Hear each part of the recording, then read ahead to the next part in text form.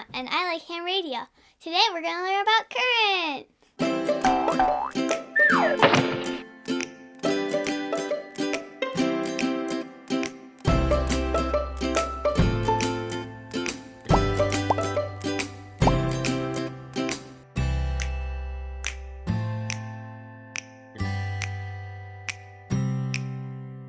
In the last video, we talked about voltage, which is the force or pressure that makes electrons want to move. What do we call it when they do start moving? Current! Yeah, that's right. Current is a word that we use for things that flow. What other things do we use the word current for? Rivers. That's right. When water flows in a river, it's called a current. There are also air currents. It's all about things moving together. In this case, it's electrons. But unlike water and air, electrons have to have a material to flow through. Some materials make it easy for electrons to flow. Can you name a few? Let's see. Copper, aluminum, steel, gold, and silver. Yeah, you might have noticed a theme among those materials. They're all metals. As a general rule, electricity flows very easily through metals. There's one other common substance that electricity can flow through pretty easily: water. That's why we keep water away from anything electronic. It can allow electricity to flow where we don't want it to. We can refer to this group of materials that allow electricity to flow by a name. What do we call them, Emma? Conductors. Yep, we call them conductors because they conduct electricity. So what if we want to prevent electricity from flowing? What kind of materials will we use for that? Glass, plastic, rubber, paper, and fabric. Yeah, it's very difficult for electricity to flow through all of those materials. Do you remember what all those materials are called? Insulators. Exactly. There's one other substance that you might not have thought about that prevents electricity from flowing: air. In all of these materials, though, if the voltage gets high enough, the voltage can force electricity to flow, usually with dangerous results. So what happens if enough voltage builds up in the air, like in the clouds? Lightning! Yeah, even though air is an insulator, if you have enough voltage, it can cause electrons to jump over a gap.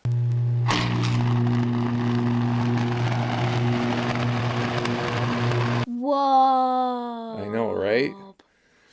Most of the time in ham radio, we won't be dealing with that powerful voltage. So when electricity starts flowing, does it just go every which way? No, it goes from positive to negative. Yeah, but we should probably talk about what that means a bit more. We say that electrons have a negative charge, like the negative end of a magnet. So when a material has a lot of extra electrons, we say that it has a negative charge. When a material has not enough electrons, what do we call that? A positive charge. Right. If they can, though, the electrons want to even this out. If there's a path, some electrons will move from the place that has too many electrons to the place that has fewer. But if the electrons are moving and they're negative, why do we say that electricity flows from positive to negative? Shouldn't it be the other way around? Yeah, it does seem backwards, doesn't it? But that's the way it's been done since electricity was discovered. You might say that we're describing the movement of the holes. Holes? Okay, so imagine that you and your whole family are sitting in a theater waiting for a show to start.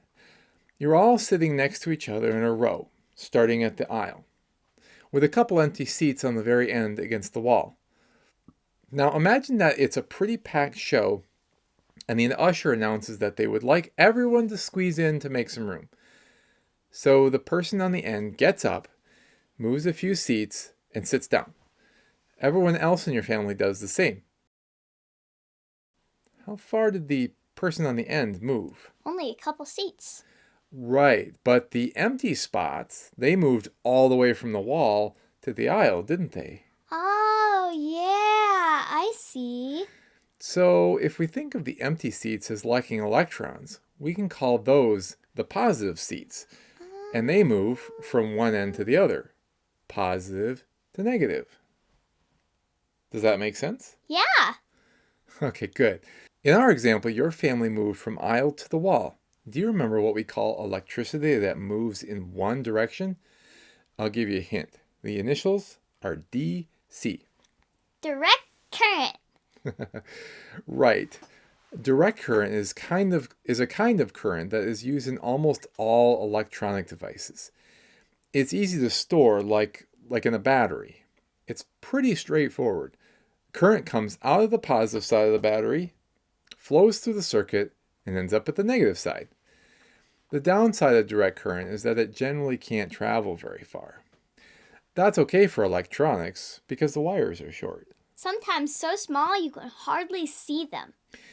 But to get electricity from the power station to your house, which can be many miles, someone had to invent another kind of electricity that's always moving. In fact, it keeps reversing direction, back and forth. Do you remember what that's called? Alternating current. Yes. Sometimes we abbreviate it AC. This kind of current alternates back and forth. Many times, this kind of electricity is created by a motor that turns. We can measure how many times the electricity changes direction. Do you remember what we call that? Frequency! Exactly. You'll want to remember that word. You'll be hearing it a lot in ham radio. In the United States, the electricity changes direction 60 times per second. There is a unit for how many times something changes or repeats within 1 second. Hertz! Oh no, did you get a cramp? No, not hertz like ow, but Hertz. Sorry, dad joke. You're right. If something repeats 1 time in 1 second, it's 1 hertz. So if the electricity reverses direction 60 times in a second, it's called 60 hertz. In ham radio, the radio generates a wave by changing the flow of the electrons. So radio waves have a frequency, measured in hertz. We'll be talking a lot more about that in future videos. But what about how much current is flowing? How do we measure that? Amps! Yup.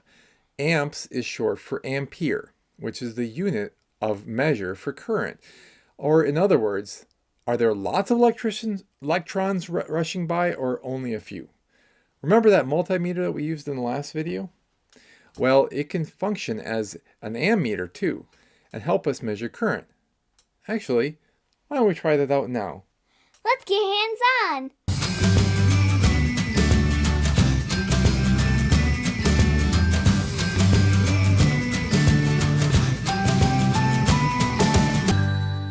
All right, we're going to do some hands-on with current. Okay, so we're still set up right now for voltage. So let's figure out what we would need for amperage. You know where we would set it on there? I don't. Okay, so we figured out this one is DC volts in the last video. This is AC volts. We're going to ignore this one for right now. And what's this? It would be direct current amps. Amps, there you go. So that looks like what we need, right? So we're going to turn the dial around. You want to do that? So we turn the dial. Now we have it in this little DC amps section. But which one do we do? So there's basically this little funny character there that I believe is micro amps. Here. And you can see it better. Yeah. It's a little hard to see. It's a Greek symbol. But I think these are going to be milliamps, 20 milliamps and 200 milliamps. So I don't know exactly what we're going to be looking at, but let's try 20. Okay, right? That's fine. And the thing is, if it's too much, what will happen is it'll just go to 1 because it can't measure it. Okay? And then we'll have to change the scale. But now, one of the things about this is when we're something that's different than voltage, okay, is remember how we measured here for the voltage? Okay? When we're doing amps, so we had a circuit that went around like this. So we can turn it on a second. Yep. So and there's the LED. This is going on like that. Now voltage, Let me shut it off. you can measure between here. Yep. Now what happens if we do that with amperage? What do we Let's get? test it. 1. Nothing, basically. Yeah. 2,000, we can... Yeah, it's just nothing. It's not measuring anything. That's what the 1 means. Yeah. Okay? Now, here's the trick. When we're measuring amps, we actually have to make the current go through the meter. Whoa. Okay? So what we're going to do here is we're going to kind of disassemble this just a little bit. Okay? So if we turn on the circuit, Right? It's the not LED flowing. went light. But what we want it to do is it's going to go around here, it's going to go through here, and then we want it to go to the meter and then back. Okay? So if we turned on the circuit right now, Turn on. Look at that. it lights up. And there's about 5.2 probably milliamps going through there. Yeah. Yep. Pretty neat. So if you turn the circuit off again, you don't want to leave it open like this in case someone touches it, which snap circuits doesn't have enough current to harm you, but it might tickle a little bit. Well, 3 volts, I don't think you'd even feel it, but it's a good idea to keep, Sometimes. because a 9 volt would tickle your tongue, Yeah. but 3 volts is a third less than, or 2. Yep. Yeah, you know what I'm saying? Yep, it's a third. Third of 9 volts. So, but this is how we can see. Now, when we get a little bit further down in some future videos here, we're going to talk about what these do, the resistor does, and what the LED does. And the light emitting diode, LED for short. Yep. We sort of learned a little bit in the last video. We know what it is now, but we haven't explained it. Yep. So. But we'll get to that in some future videos, won't we? Yep. But for now, the main thing to know is that you can't actually measure amperage on batteries. You have to actually have a circuit where it's flowing. And the other thing to remember is you have to have the meter where the electricity is flowing through the meter. Yeah.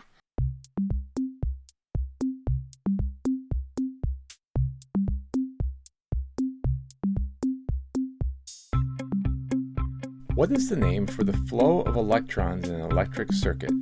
A. Voltage. B. Resistance. C. Capacitance. Or D. Current. Let's see. I think it would be D, current. Good job. That's what we've been talking about this whole lesson, haven't we? Which of the following is a good electrical conductor? A. Glass. B. Wood. C. Copper. And D. Rubber. Well, let's see. On the list of materials that I listed that would be good conductors, one of them was copper, so I would say C, which is copper. You got it. That's the only metal that's on the list there. And metals are good conductors. Which of the following is a good electrical insulator? A. Copper. B. Glass. C. Aluminum. Or D. Mercury. So in case you didn't know, mercury is a good conductor, so we can check that one off our list. We didn't really talk about it in the episode, but yeah, you're right. So I think out of all of them, all of the rest are metals, so I think I'll choose B, which is glass. You're correct. I'll give you a little bit of a hint. Mercury, a little tip about mercury. Mercury is actually a metal, but it's liquid in many cases. Most of the time it's liquid. So sometimes they use that in thermostats. Okay. Or tilt switches, so that when the mercury flows, it can connect a switch. Yeah. What is the name for a current that flows only in one direction? Is it A, alternating current, B, direct current, C, normal current, or D, smooth current? Have you ever heard of normal current or smooth current? No. So that narrows it down to A or B. So you can remember it because direct goes in one direction. So it would be B, direct current. Good job. You're right. It's direct current. What is the name for a current that reverses direction on a regular basis? Is it A, alternating current, B, direct current, C, circular current, or D, vertical current? Well, again, have you ever heard of circular current or vertical current? No. So that also, again, narrows it down to A and B. So I think it would be A, alternating current. You got it. Of course, alternating means it alternates back and forth, and it reverses directions. Kind of the same thing. What describes the number of times per second that an alternating current makes a complete cycle? A, pulse rate, B, speed, C, wavelength, or D, frequency? Well, you could say it was pulse rate, but the correct term for it would be D, frequency. That's correct. Yeah, some of those are trying to trip you up because, some of those words are related in like pulse rate. Pulse rate, yep. But it's really talking about the number of times per second, and that's frequency. Yep. You got it. Electrical current is measured in which of the following units? A, volts, B, watts, C, ohms, D, amperes. Well, we just learned about volts in our last episode, and so it's not that. Let's see, would it be D, amperes? Correct. Now they're kind of tripping you up here because these are all different electrical units and that you can measure electricity in different ways. But when we're talking about current, it's amperes, or sometimes shortened amps. It seems like they like to trip you up a lot. Well, that's kind of a test. How is a simple ammeter connected to a circuit? A, in series with the circuit, B, in parallel with the circuit, C, in quadrature with the circuit, and D, in phase with the circuit. Well, like we said in the last quiz time, quadrature and phase aren't ways to connect to a circuit. So we're narrowing it down to A and B. So the last time we used in parallel to connect with the circuit, and this time I think we're going to try A, in series with the circuit. That's correct. When we want to measure amps or current, we want the current to flow through the meter so that it can measure it. And so in order to do that, we need to connect it in series. Yep. Which instrument is used to measure electric current? A, an ohm meter, B, a wave meter, C, a voltmeter, and D, an ammeter. Well, I don't think it's a voltmeter because we used a voltmeter in our last episode. Right. So I think since amps is the currency or the unit? The unit, it would be an ammeter. That is correct. An ammeter is correct.